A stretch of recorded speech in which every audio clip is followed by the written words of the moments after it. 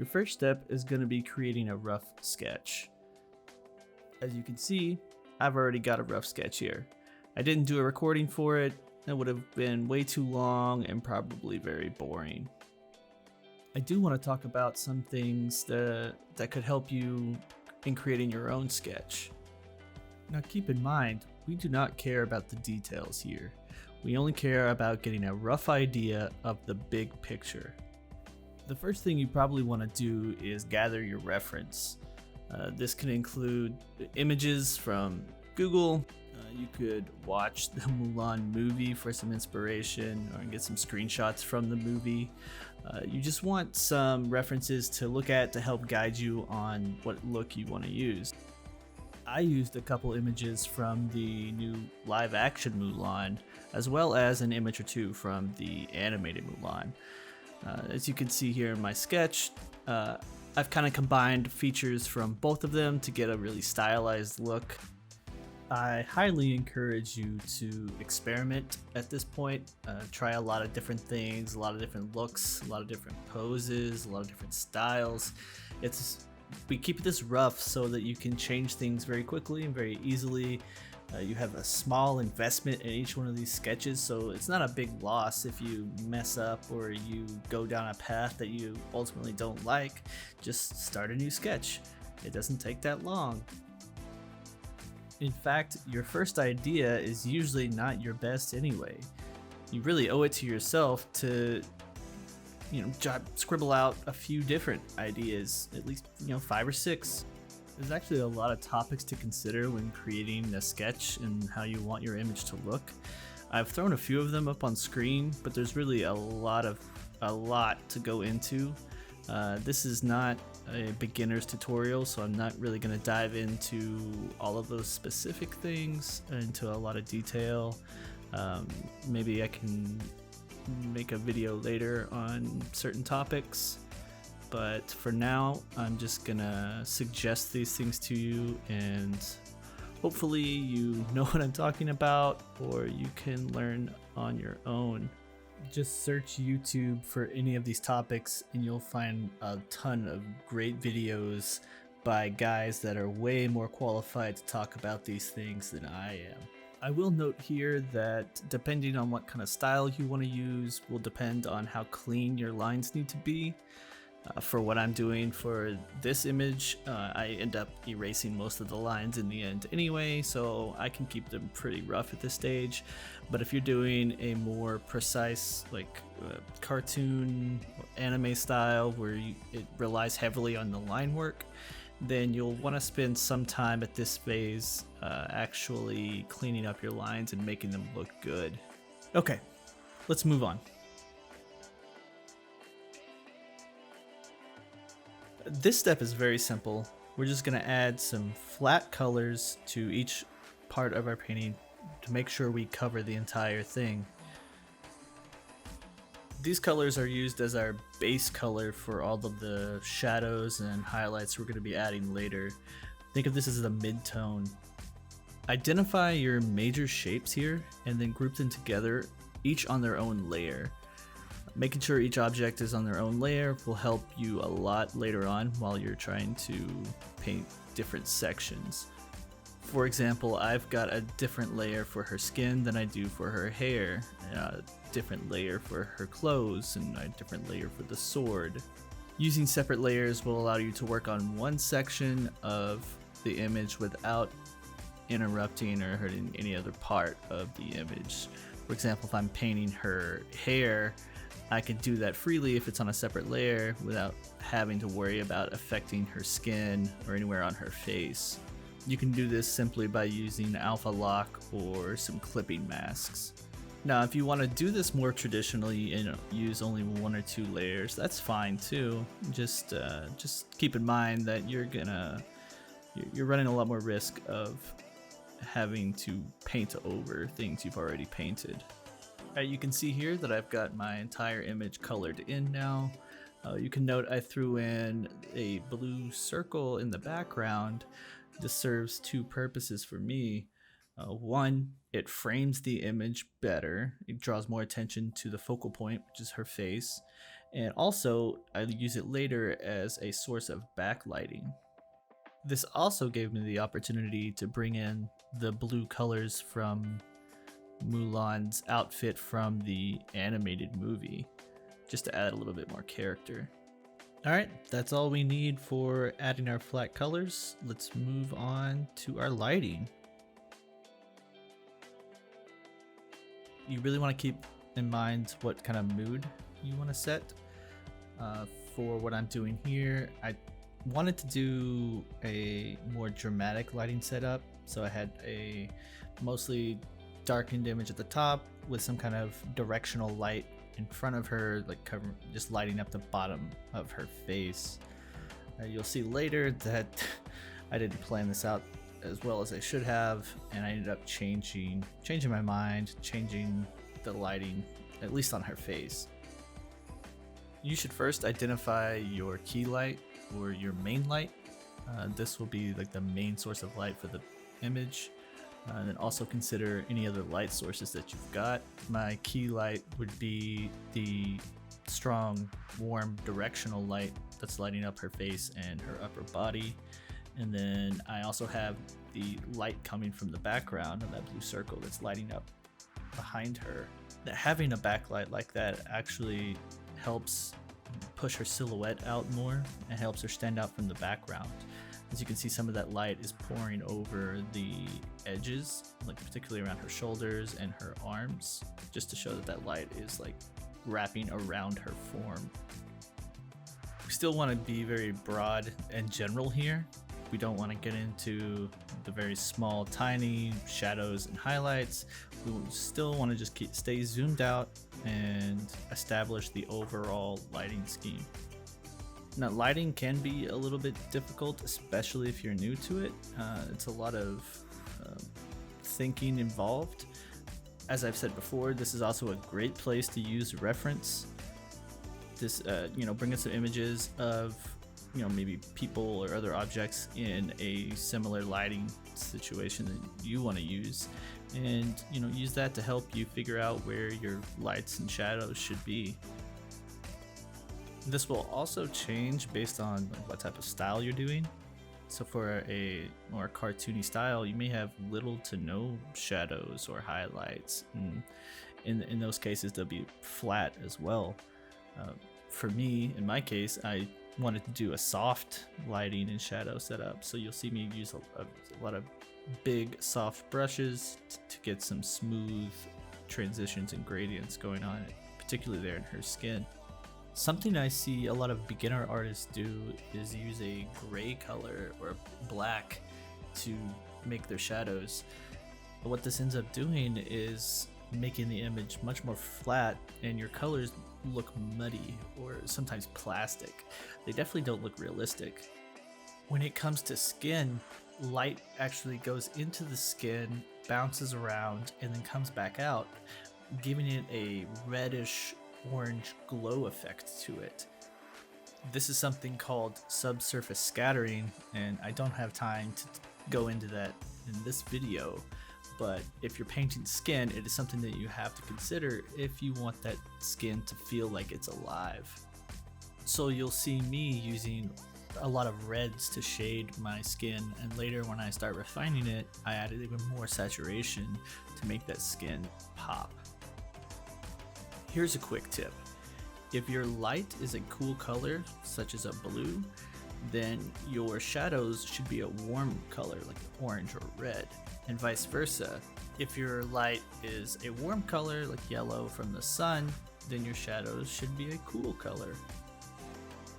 Now that we've got our lighting set up, we're ready to move on to the next step.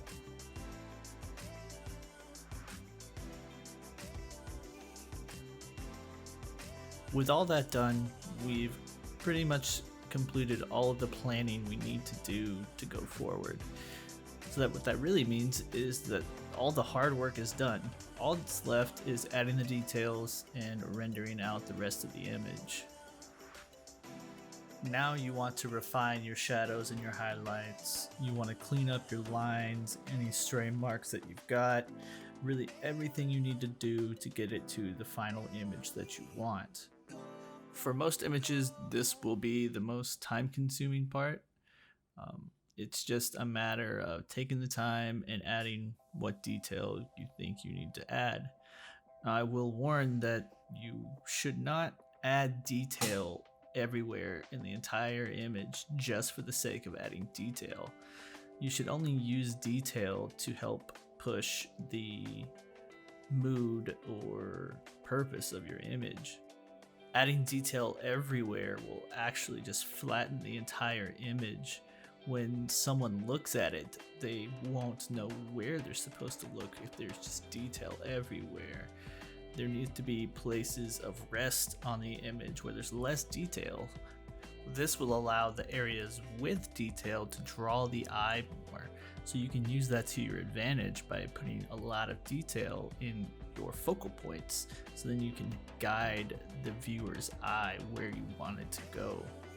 For my image, I want the focal point to be her face, so I spend most of my time rendering her face and making her face look good.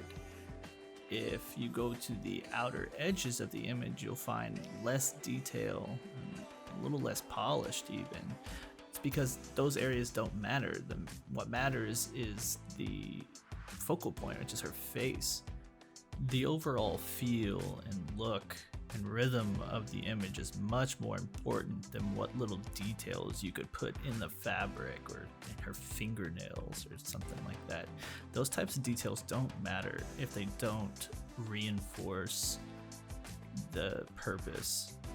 Another quick tip you could use if you are keeping your line art, you can change the color of your lines from typically a black to any other color that would complement the tones that it's around, and this will give you a softer look.